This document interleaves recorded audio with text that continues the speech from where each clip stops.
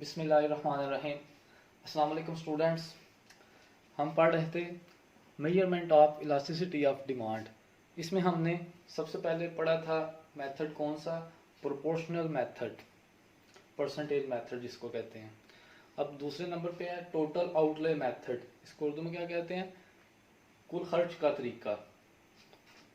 इसमें क्या होता है कि इलास्टिसिटी ऑफ डिमांड आपको पता है एक के बराबर भी आ सकती है, एक से ज़्यादा भी हो सकती है, एक से कम भी हो सकती है, is equal to 1, greater than 1 और लेस देन 1। अब टोटल आउटले मेथड में elasticity of demand is equal to 1 कब होएगी? सबसे पहली कंडीशन वो क्या कह रहा है, इफ प्राइस इंक्रीजेस और डिक्रीजेस, अगर कीमत जो है वो बढ़े या कम होए, but there is no change in total expenditures, लेकिन जो टोटल एक्सपेंस कुल खर्च है, जो टोटल खर्च है उसमें कोई चेंज ना आए, प्राइस बेशक बढ़े या कम होए, तो प्राइस के साथ आपको पता है जब लास्ट डिमांड क्या कहता है, प्राइस बढ़ेगी इंक्रीज होएगी तो डिमांड जो है वो डिक्रीज होएगी, अगर प्राइस डिक्रीज होएगी तो डिमांड इंक्रीज होएगी। तो टोटल एक्सपेंडिचर जो है वो हम कैसे निकालते हैं, वो हमें कैसे मिलेगा, प्राइस को और डिमांड को आपस में मल्टीप्लाई करेंगे तो हमें पता चलेगा कि टोटल एक्सपेंडिचर क्या है। तो वो क्या कह रहा है, इफ प्राइस इंक्रीजेस और डिक्रीजेस, प्राइस बढ़े या कम होए, but there is no change in total expenditure, लेकिन प्राइस के बढ़ने से या कम होने से टोटल एक्सपेंडिचर पे कोई फर्क ना आए, तो क्या होगा, elasticity of demand ED is equal to 1। आगे नंबर 2 पे है, if price increases and total expense also increases then elasticity of demand is less than 1। अब जब प्राइस इंक्रीज होएगी तो लॉ ऑफ डिमांड क्या कहता है, डिमांड जो है वो डिक्रीज होनी चाहिए, ठीक है।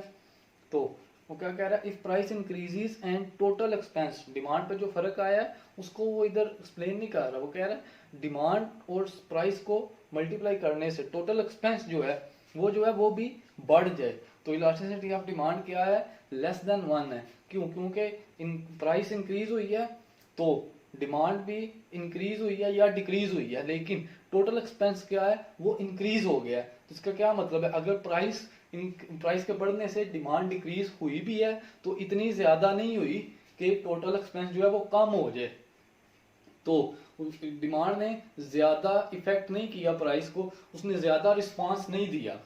तो प्राइस इंक्रीज हुई है, डिमांड ज्यादा रिस्पांस देती, जितनी प्राइस इंक्रीज हुई है उतनी डिक्रीज होती, तो कम इलास्टिक ज्यादा इलास्टिक होना था, अब वो इंक्रीज हो गई है, टोटल एक्सपेंस भी इंक्रीज हो गया प्राइस के इंक्रीज होने से, तो elasticity of demand is less than 1 होएगा। आगे वो नंबर 3 पे क्या कह रहा है, if price increases and total expense decreases then elasticity of demand ED is greater than 1।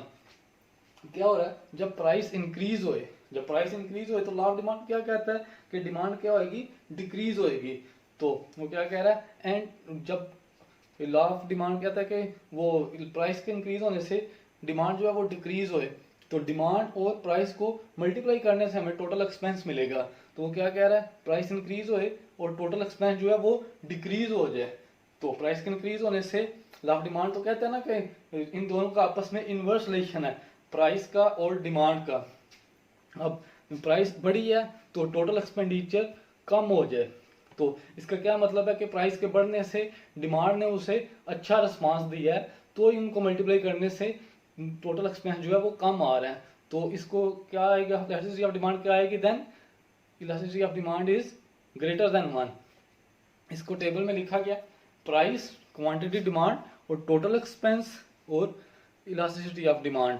Price 3 है तो क्वांटिटी डिमांड क्या है 50, प्राइस 3 से बढ़ के 6 पे चली गई है, फिर 9 पे चली गई है, देन 12 पे चली गई है, तो क्वांटिटी डिमांड पे क्या फर्क आया, प्राइस 3 थी तो क्वांटिटी डिमांड क्या थी 50, जब प्राइस 3 से बढ़ के 6 पे चली गई है तो क्वांटिटी डिमांड 25 पे चली गई है।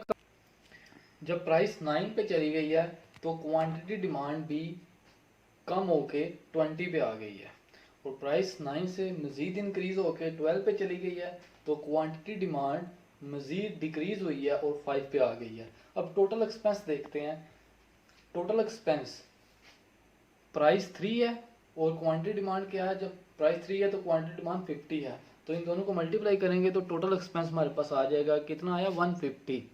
अब प्राइस में चेंज आया, प्राइस इंक्रीज हो गई है 6 पे चली गई है, तो क्वांटिटी डिमांड में भी चेंज आया।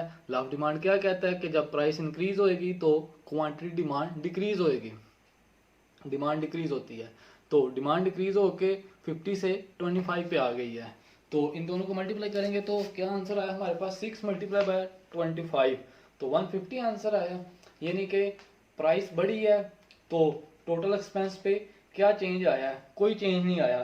पहले जब प्राइस 3 थी तो भी टोटल एक्सपेंस 150 था, प्राइस बढ़ के 6 पे चली गई है, प्राइस इंक्रीज हुई है तो टोटल एक्सपेंस फिर भी 150 है, तो टोटल एक्सपेंस पे कोई चेंज नहीं आया। तो टोटल आउटले मेथड में क्या कहता है कि जब टोटल एक्सपेंस रिमेन रहे, सेम रहे, उस पर कोई चेंज ना आए, तो इलास्टिसिटी ऑफ डिमांड क्या होती है, 1 के बराबर होती है। अब 6 से बढ़ के प्राइस जो है 9 पे चली गई है, तो टोटल एक्सपेंस क्या हुआ है 9 मल्टीप्लाई बाय 9 पे डिमांड कितनी है 20, 9 multiply by 20 is equal to 180। अब क्या हुआ है प्राइस इंक्रीज हुई है तो टोटल एक्सपेंस क्या हुआ है, टोटल एक्सपेंस भी इंक्रीज हुआ है, और जब प्राइस इंक्रीज होए और टोटल एक्सपेंस भी इंक्रीज होए तो वो क्या कहता है, इलास्टिसिटी ऑफ डिमांड क्या होती है, इज लेस देन 1 होती है, कि डिमांड ने ज्यादा रिस्पांस नहीं दिया, किसको, प्राइस को, प्राइस में जो चेंज आया डिमांड ने ज्यादा रिस्पांस नहीं दिया, उस तरह डिमांड में चेंज नहीं आया। अब 9 से प्राइस मजीद इंक्रीज हो गई है, कहाँ पे चली गई है 12 पे, तो क्वांटिटी डिमांड में क्या चेंज आया है, क्वांटिटी डिमांड प्राइस के इंक्रीज होने से कम हो गई है, 5 पे चली गई है, तो टोटल एक्सपेंस क्या होएगा 12 multiply by 5 is equal to 60। अब क्या हुआ है प्राइस इंक्रीज हुई है तो टोटल एक्सपेंस क्या बन गया, कम हो गया, प्राइस के इंक्रीज होने से टोटल एक्सपेंस डिक्रीज हो गया, तो इसको क्या कहते हैं, if price increases and total expense decreases then elasticity of demand is greater than 1।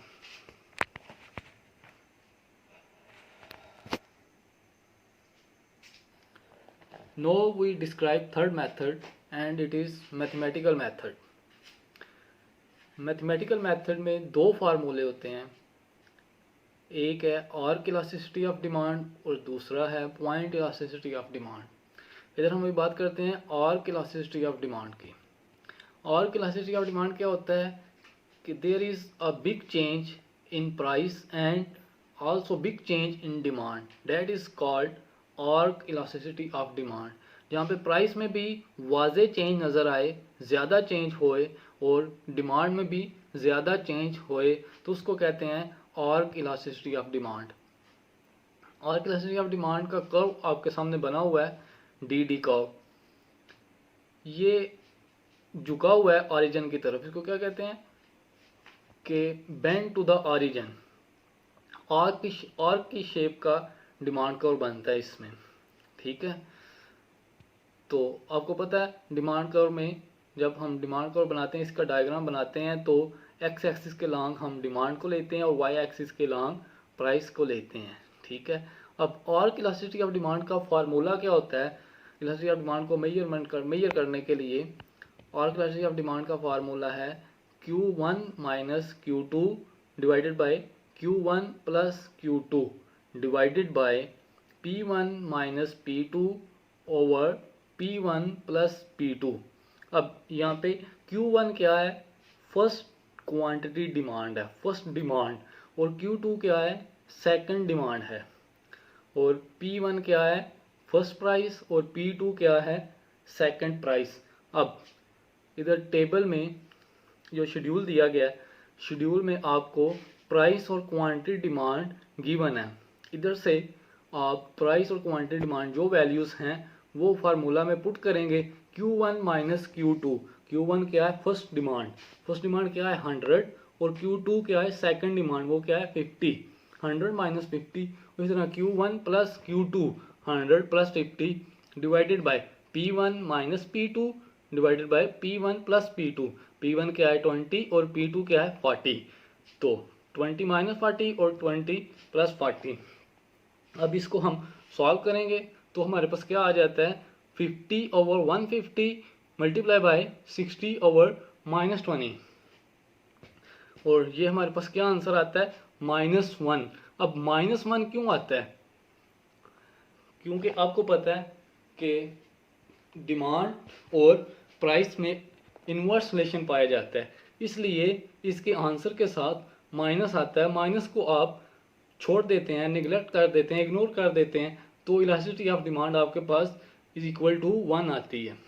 आपको क्या पता चला है, -1 क्यों आता है इसके साथ, कि आपको पता है डिमांड और प्राइस, लॉ ऑफ डिमांड में डिमांड और प्राइस का आपस में इनवर्स रिलेशन होता है, एक बढ़ती है और दूसरी कम होती है, इस वजह से इसके साथ माइनस आता है। तो माइनस को आपने इग्नोर कर देना है, आपके पास इलास्टिसिटी ऑफ डिमांड क्या आ जाएगी, is equal to 1।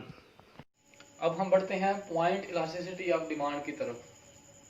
Point elasticity of demand को क्या कहता है कि if change in demand and price is very minor it is known as point elasticity of demand. वो कह रहा है प्राइस में बिल्कुल थोड़ा सा चेंज आए तो उसके मुकाबले में डिमांड में भी थोड़ा सा चेंज आए। प्राइस अगर थोड़ी सी इंक्रीज हो जाए तो डिमांड थोड़ी सी डिक्रीज हो जाए, और अगर प्राइस थोड़ी सी डिक्रीज हो जाए तो डिमांड थोड़ी सी इंक्रीज हो जाए। तो इसे क्या कहते हैं, point elasticity of demand. Table में दिया गया है, प्राइस और डिमांड दिए गए हैं। प्राइस क्या दी गई है 10 और डिमांड 10 के मुकाबले में कितनी है, जब प्राइस 10 है तो डिमांड 20 है।